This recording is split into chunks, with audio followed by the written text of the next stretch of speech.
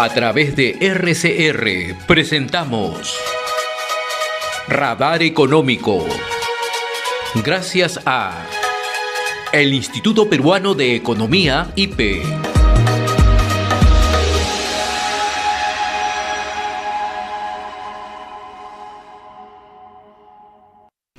Dando inicio a nuestra secuencia de Radar Económico que llega gracias al Instituto Peruano de Economía y con la gratísima visita hoy de Ana Lucía del Río, economista del Instituto Peruano de Economía. ¿Qué tal, Ana Lucía? Muy amable, ¿cómo estás? Buenos días, José, muy bien, gracias. Esta semana se ha conmemorado el Día Mundial contra el Cáncer, ¿no? Y al respecto, el Instituto Peruano de Economía ha presentado a través del Diario del Comercio un informe bastante revelador en el Perú, ¿no?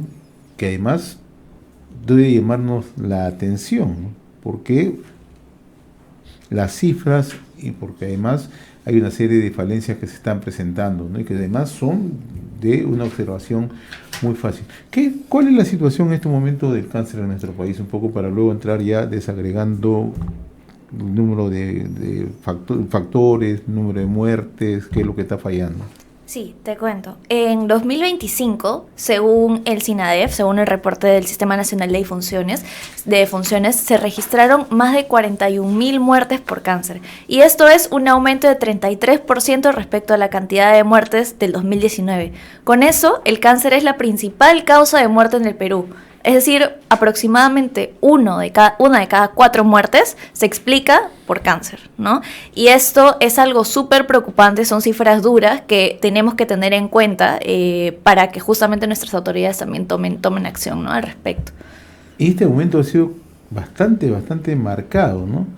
¿Y cuál es el cáncer de mayor prevalencia en nuestro país, Ana Lucía? El más letal es el de colon. Que es un cáncer, por así decirlo, que es un poquito más difícil de prevenir, de tratar y esto, ¿no? Pero algo que hemos encontrado también explorando las cifras es que los mayores aumentos de cáncer, o los tipos de cáncer que explican el mayor aumento de estas muertes, son cánceres, por ejemplo, el de mama, el de cuello uterino, el de próstata, que son cánceres que con el correcto tamizaje y prevención podrían tratarse, ¿no? Entonces, ¿por qué están aumentando tanto las muertes? Por ejemplo, en mujeres, entre los 3 principales tipos de cáncer que generan mayores muertes está, como digo, el de colon, el de mama y el de cuello uterino. ¿Ello qué significa? Que si hubiera prevención, que si hubiera una buena información, puede reducirse ostensiblemente estos casos. Claro, exactamente. Ahora, siempre hay una detección tardía. ¿Qué obedece? ¿Al tema hospitalario? ¿Obedece a qué obedece? Sí, con respecto a la detección tardía, por ejemplo, tenemos que más del 50% de los casos, el 56% de los casos se detecta en estadios avanzados, 3 o 4, que sabemos que son estadios que ya, donde el paciente es mucho más difícil que se recupere del cáncer, ¿no?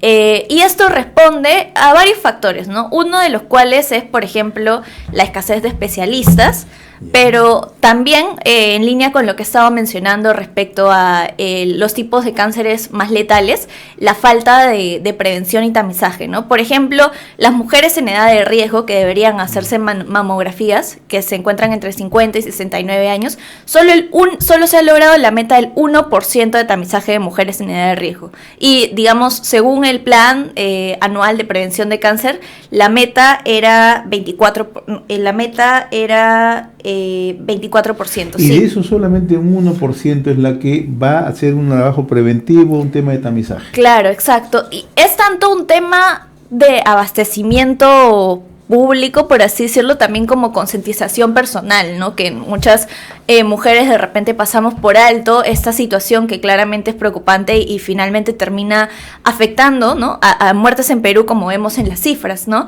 Además, por ejemplo, otros tamizajes que están bajos son el de próstata, que solamente 8% de hombres se lo realizan, o el de colon, que también, como menciono, es el principal tipo de cáncer que genera más muertes, que son los 6%, ¿no? Entonces, estamos bajos en el tema de prevención, de detección temprana de cáncer, pero también en el tema de tratamiento, ¿no? Porque, por ejemplo, según el Colegio Médico del Perú, hay solo 1.200 oncólogos en todo el Perú. Y esto traído relativamente son 3,5 oncólogos por cada 100.000 habitantes.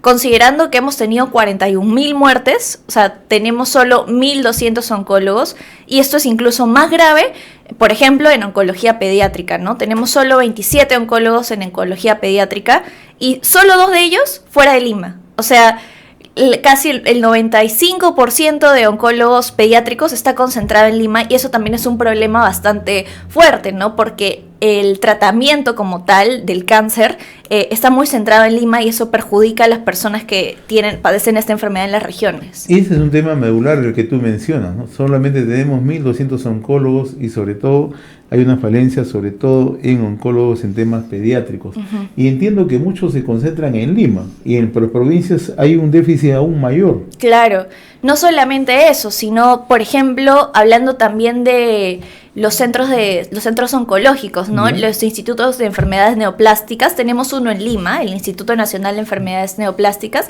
y tenemos otros en regiones, pero solamente fuera de Lima hay 3. Uno en el centro, que está en Junín, uno que está en La Libertad, y el otro que está en Arequipa, ¿no? Entonces, de estos 3 centros también incluso hay como ciertas deficiencias, ¿no? Porque hemos encontrado también que 1 de cada 5 medicamentos en estos centros donde se tratan enfermedades oncológicas está desabastecido. O sea, no se puede, o no hay stock de medicamentos necesarios para el 20% de los medicamentos que deberían haber. Y esto agrava aún más la situación, ¿no? El desabastecimiento de medicinas, y el otro tema que tenemos entendido también es la brecha de infraestructura. Sí, exacto. Otra cosa que también hemos visto con el tiempo es de este Programa Nacional de Prevención y Lucha contra el Cáncer, hemos visto una reducción bien fuerte del presupuesto en inversión, ¿no? Y en inversión, por ejemplo, relacionado a esto que menciono, ¿no? De, por ejemplo, institutos de enfermedades neoplásticas o abastecimiento, mejores equipamientos, ¿no? Lo que ha ocurrido es que respecto a 2019 el presupuesto se ha reducido 76%.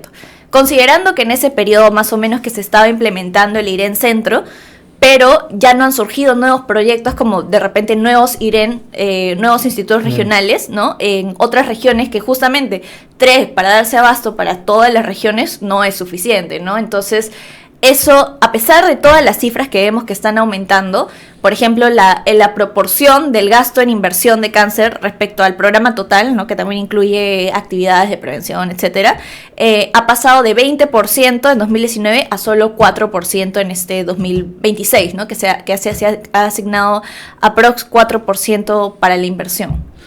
Y esto es en realidad bastante preocupante lo que estás mencionando y las cifras que se recogen. Esta reducción en el presupuesto, ¿qué imposibilita? Primero, no tener centros especializados debidamente equipados, uh-huh, por un lado, ¿no? Uh-huh.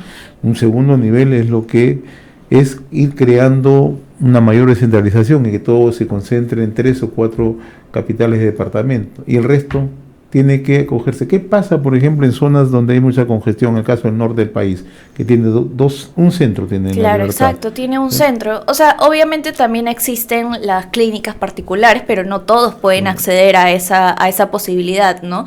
Y considerando también lo que menciono, de que no todos los oncólogos, hay muchos oncólogos centrados en Lima, la mayoría, ¿no? Lo que ocurre es que, por ejemplo, testimonios de personas que tienen que venir a la capital a tratarse, y eso implica un gasto adicional que muchas personas no pueden asumir, ¿no? Entonces, es algo bastante preocupante, porque considerando que el cáncer es una enfermedad que puede afectar a cualquiera, ¿no? Y lo hemos visto, seguramente cualquiera ha tenido a alguien cercano que ha pasado por eso, ¿no? Entonces es una situación muy sensible, y justamente también es algo que está afectando más que todo a las regiones por la falta de descentralización que existe en infraestructura, en especialistas, también en tamizaje, etcétera, ¿no? Es algo que no se está tomando en cuenta actualmente, del todo. Ahora, el tratamiento por cáncer es costoso. Si no hay medicamentos en los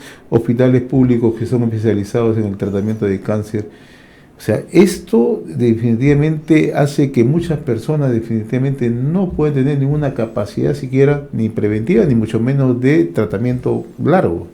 Claro, y no solamente eso, porque también conversando con especialistas del tema para realizar este informe que publicamos en El Comercio el domingo pasado, nos comentaron que, por ejemplo, hay ciertos tipos de tratamiento, de prevención, de equipamiento que existe, por decir, en el CIS, pero no en salud. Entonces no hay esta integración entre los dos niveles de salud que son públicos, ¿no? Y bueno, es positivo que esté en el CIS porque accede a personas de menores recursos, pero ¿por qué no aprovechar también estas tecnologías en ambos, ¿no? Que los asegurados de salud también deberían poder tener esta facilidad. E incluso, ¿no? O sea, algo que también tenemos deficiente es que no hay aprovechamiento de, digamos, el conocimiento o la capacidad o el avance tecnológico en estas enfermedades, que siempre es importante.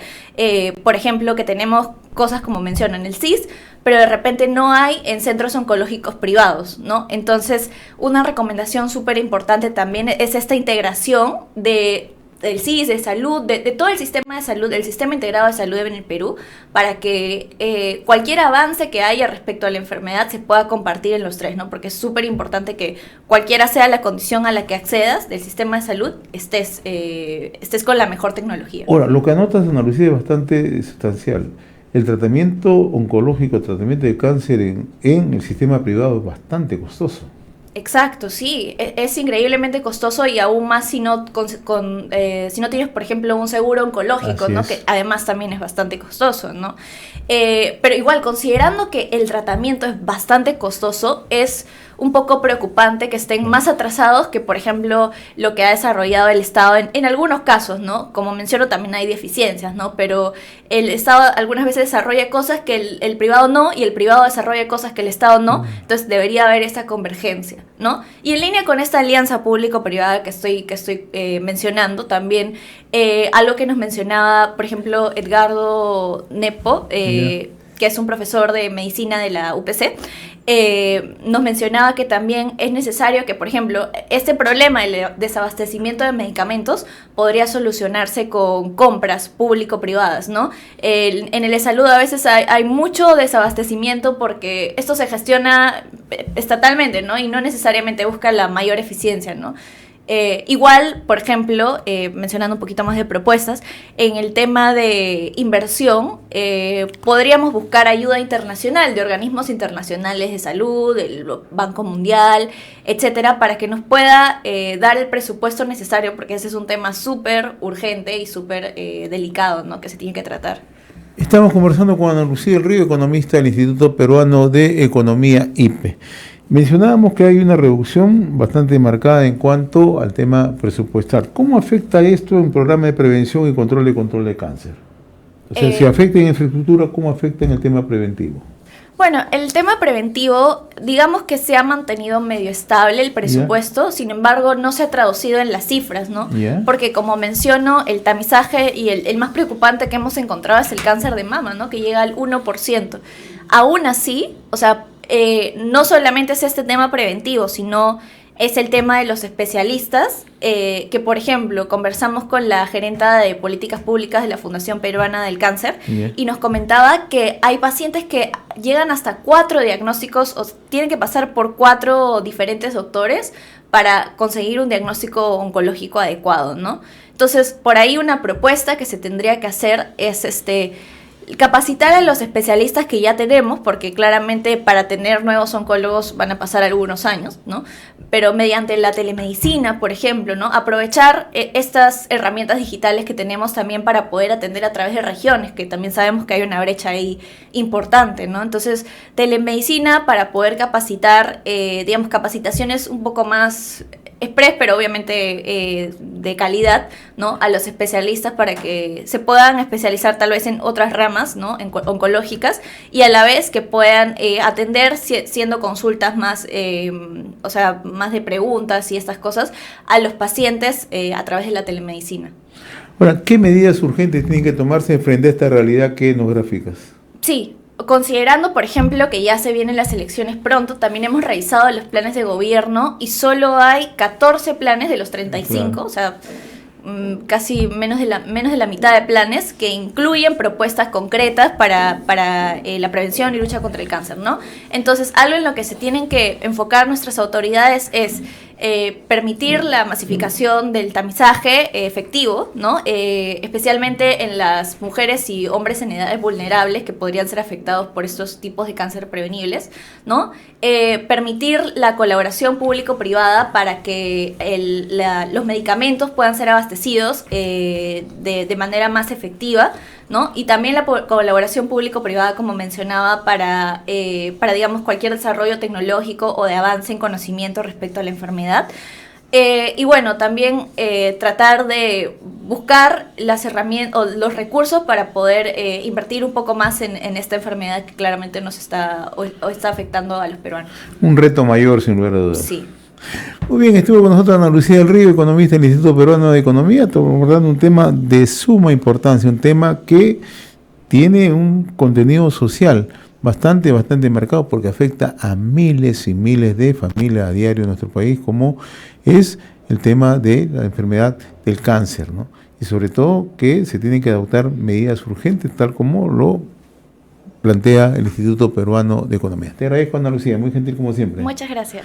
Bien, de esta manera culminamos nuestra secuencia Radar Económico gracias al Instituto Peruano de Economía, IP.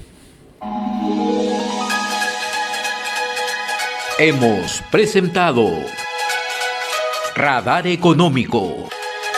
Gracias a el Instituto Peruano de Economía, IP.